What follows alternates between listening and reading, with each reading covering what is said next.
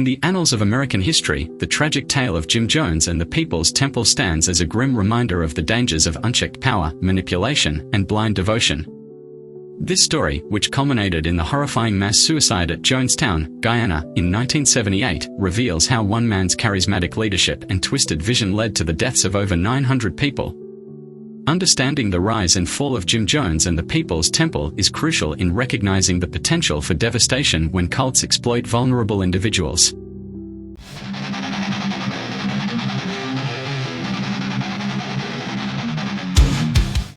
Jim Jones was born on May 13, 1931, in Crete, Indiana. From a young age, he displayed a fascination with religion, power, and control. Growing up in a broken family during the Great Depression, Jones was often isolated and turned to religion for solace. By the 1950s, he had become a passionate preacher, blending Christianity with socialist ideals and advocating for racial integration and social justice. His sermons resonated with many who were disillusioned by the racial and economic inequalities of the time. In 1955, Jones founded the People's Temple in Indianapolis, Indiana. Initially, the church was a place of worship and social activism, attracting a diverse congregation of both black and white members, a rarity in the racially segregated America of the 1950s. Jones' emphasis on racial equality and his charismatic preaching style drew in followers who believed they were part of a movement that could change the world.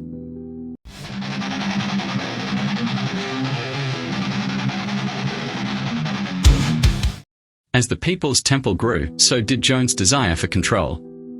He began to position himself not just as a religious leader, but as a prophet, claiming to possess divine powers. His sermons increasingly focused on apocalyptic themes, warning his followers that a nuclear holocaust was imminent. To escape this doom, Jones convinced his congregation to move to California in the 1960s, where the church continued to grow rapidly, establishing branches in major cities like Los Angeles and San Francisco.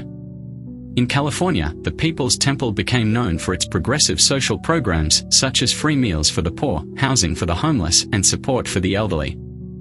However, behind this facade of altruism, Jones was tightening his grip on his followers. He demanded absolute loyalty, encouraging members to sever ties with their families and donate all their possessions to the church. Those who questioned his authority faced public humiliation, beatings, and other forms of punishment.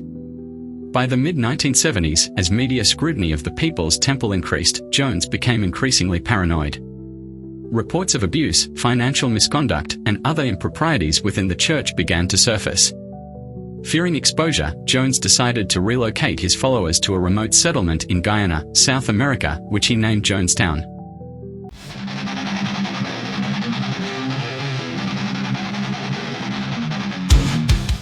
In 1974, the first group of People's Temple members arrived in Guyana to begin constructing what was supposed to be a utopian community.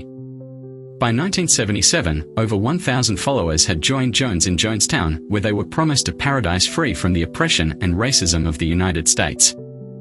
However, the reality of life in Jonestown was far from idyllic. The settlement was plagued by inadequate housing, poor sanitation, and food shortages. Jones' mental health deteriorated rapidly, and he ruled Jonestown with an iron fist, enforcing strict discipline and isolating his followers from the outside world. Jones' paranoia deepened as reports of the abuses in Jonestown reached the U.S., prompting Congressman Leo Ryan to visit the settlement in November 1978 to investigate. Ryan's arrival was initially met with hospitality, but it soon became clear that many residents wanted to leave. On November 18, 1978, as Ryan and several defectors attempted to leave Jonestown, they were ambushed by Jones' armed guards at the Port Kaituma airstrip. Ryan and 4 others were killed.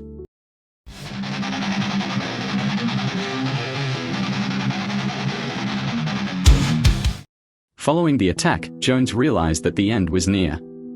In a chilling act of desperation, he ordered his followers to commit revolutionary suicide by ingesting a cyanide-laced drink. He convinced them that death was preferable to living under the oppression he claimed awaited them in the outside world.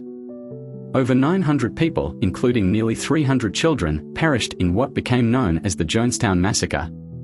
The death toll made it one of the largest mass suicides in modern history and the greatest single loss of American civilian life in a deliberate act until the September 11 attacks in 2001.